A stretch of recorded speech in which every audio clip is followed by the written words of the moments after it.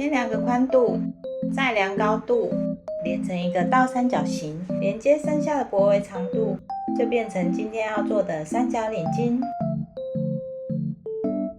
Hello， 我是 Freya， 今天要做双面用三角领巾，有加项圈的三角领巾，可以自制项圈或现有的项圈制作。水平的三角领巾，上缘的自然垂坠褶皱，随性中优雅。45度的三角领巾，更贴合颈部曲线，利落的极简风。90度的三角领巾，下摆好立体，活泼更有型。首先要做各自的装饰片，找适合大小的布片，正面相对，画上完成尺寸，车缝下缘曲线处。车好之后，将缝份减小，并剪牙口。反口处要留缝份后剪下。翻正面后压一压，烫一烫，完成。4个都完成后备用。将前片与装饰片放置完成位置后，装饰片向上翻，与前片正面相对，梳缝固定。装饰片梳缝好之后，将前片与后片正面相对，车缝虚线处，并保留反口。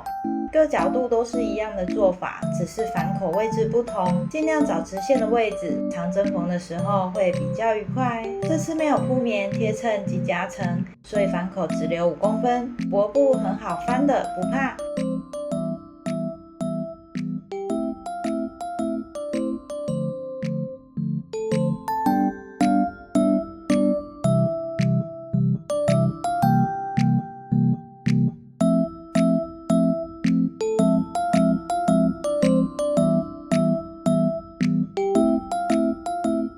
之后将弯曲的位置剪牙口，